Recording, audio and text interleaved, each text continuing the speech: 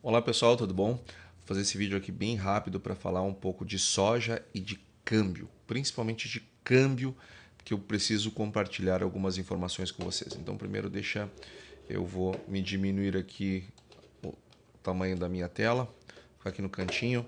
Olha só, começando aqui com a soja, tá? Esse daqui é o preço da soja em Chicago, tá ok?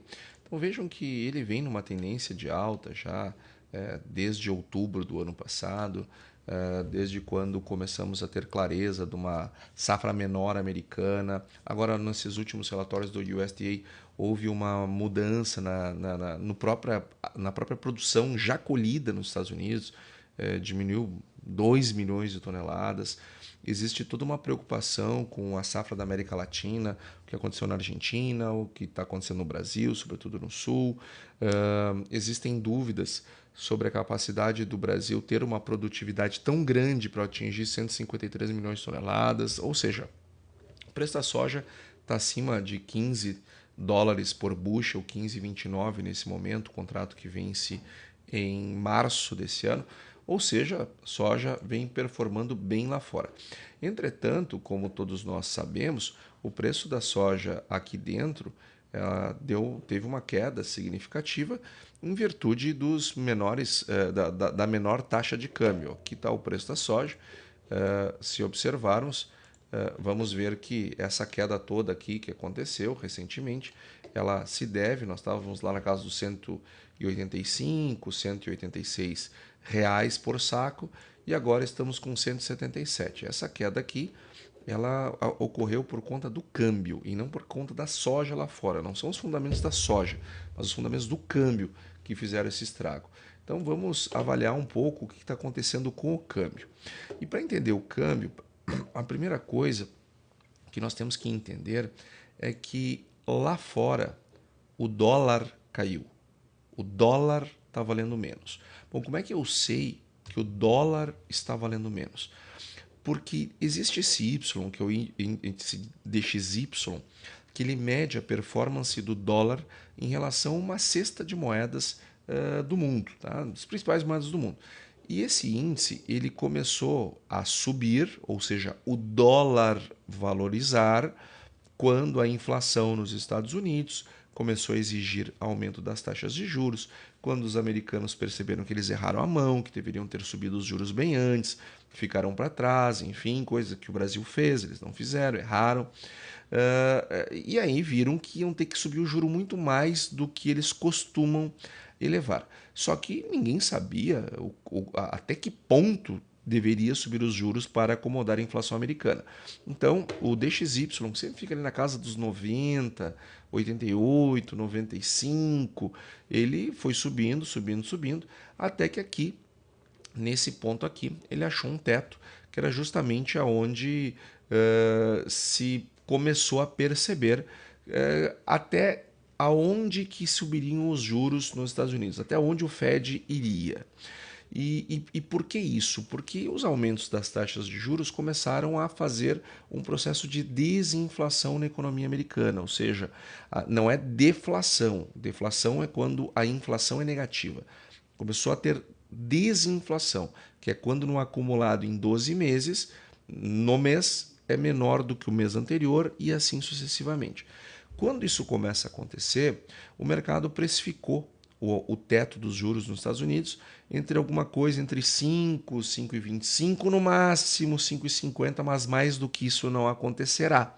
E antes, ao longo dessa trajetória, não se tinha ainda clareza do teto, precisava haver o processo de desinflação que veio. A inflação chegou a 9,5% dos Estados Unidos, acumulado em 12 meses, fechou o ano, isso lá por julho, e fechou o ano em 6,5%, então melhorou bastante. E vejam só, pessoal, o ponto de inflexão, ou seja, o ponto onde muda a tendência estava de alta, ficou estável e depois agora a tendência de baixa. Bom, isso é nesse ponto aqui, que é no dia 4 de novembro. Então, do dia 4 de novembro para cá, nós passamos a ter uma queda muito grande, de 7,56%. Ou seja, o dólar se desvalorizou, se depreciou perante uma cesta de moedas em 7,5%. Então, o que isso causa? Quando o dólar perde valor, as taxas de câmbio mundo afora caem. As moedas caem. As taxas de câmbio caem. Então é esperado que a taxa de câmbio brasileiro também caia. E vejam o que aconteceu com moedas de países emergentes e que são aqui da redondeza, são vizinhos. Começando aqui com o peso do Chile. Tá? Vamos pegar o dia 4 de novembro, que está. O dia 4 de novembro está aqui. Notem o que aconteceu. Do dia 4 de novembro até agora, o peso, a taxa de câmbio do peso chileno contra o dólar caiu quase 13%, 12,87%. Ou seja, caiu o dólar lá fora, caiu o peso chileno. Vamos ver o que aconteceu com o peso colombiano. Vamos achar que o dia 4, dia 4 está aqui. Vamos ver aqui então, do dia 4 até o dia... Eita! Até hoje, caiu 8,55 a taxa de câmbio lá na Colômbia. Se nós pegarmos no México, outro país emergente, parecido com o Brasil, também a partir do dia 4, que está aqui, nós temos uma queda de 3,58%. E se nós pegarmos o peso, o Novo Sol, que é a moeda peruana, nós temos aqui, vamos pegar o dia 4 de novembro, a queda foi 2,73. Ou seja, todas as moedas aqui na volta, né? Claro, tirando o peso argentino, que enfim, aí é um outro problema. Agora, nós tivemos queda. Mas vejam o que aconteceu real. Vejam com a taxa de câmbio do real.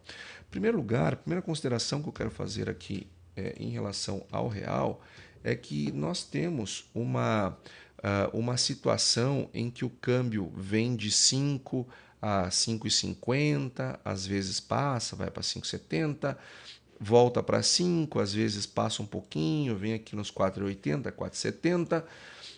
Essa situação ela vem se repetindo desde o início da pandemia. Nós mudamos aqui de patamar desde a pandemia. A pandemia começou aqui no início do ano, no mundo, e tomou conta no Brasil em março, e desde então, desde os fecha tudo, nós passamos a ter essa situação. Às vezes cai um pouco mais, mas veja que recupera. Então, Antônio, tu está preocupado que o câmbio está próximo de R$ 5?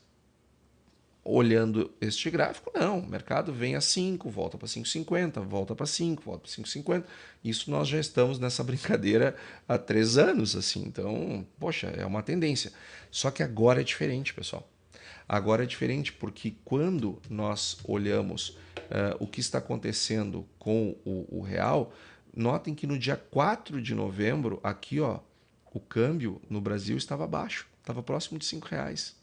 Então, quando nós olhamos o quanto variou o câmbio no Brasil do dia 4 para cá, o câmbio valorizou R$ 1,11, 1,11. Enquanto todas as moedas desvalorizaram, as taxas de câmbio desvalorizaram, a taxa de câmbio brasileira valorizou. Ou seja, o que eu quero dizer com isso? Que essa queda do DXY ainda não veio parar no real. E por que isto? Por conta do ambiente fiscal brasileiro. Porque nós tivemos, depois da definição da eleição, na equipe ali no período de transição, a equipe econômica falou muita coisa que desanimou o mercado e mais que desanimar, preocupou o mercado em relação ao resultado fiscal. Depois, com o governo já empossado, várias declarações de não estou nem aí para o fiscal foram dadas.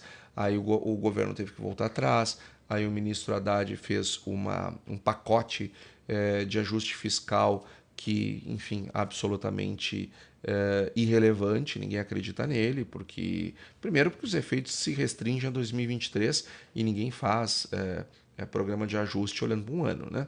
Segundo lugar, 4/5 vem de aumento de arrecadação, aumento de impostos. Em terceiro lugar, as medidas que estão sendo propostas lá, nem o ministro Haddad acredita, tanto é que ele disse que o projeto tem um potencial de gerar 18 bi de superávit, mas o que ele acredita mesmo é que vai gerar um déficit entre 0,5% e 1%. Então, né, assim não gera credibilidade. Porém, em algum momento, o governo vai ter que se encontrar com a realidade. E aí, então, vai ter que fazer um plano mais sólido e consistente para ter um resultado fiscal melhor. No momento que isso acontecer, essa queda do dólar vai ter que vir para a nossa taxa de câmbio.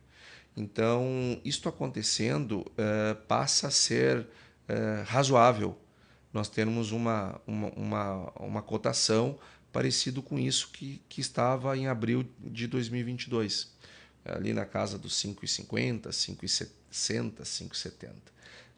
Em virtude dessa queda, como eu mostrei, que aconteceu no DXY, que caiu 7,5% já nesse período. E isto, para fins de preço de soja, nos preocupa, porque os fundamentos da soja em si estão bons. O problema que estamos vendo é essa preocupação com o câmbio, que diferente do que aconteceu nesses últimos 3 anos, em que o DXY estava com tendência de alta, agora está com tendência de baixa. Em algum momento, esse negócio vai vir para a nossa taxa de câmbio. Então, trago esse vídeo para sua reflexão e entendimento de que postura tomar perante o mercado de soja ao longo desse ano de 2023. Era isso aí, pessoal.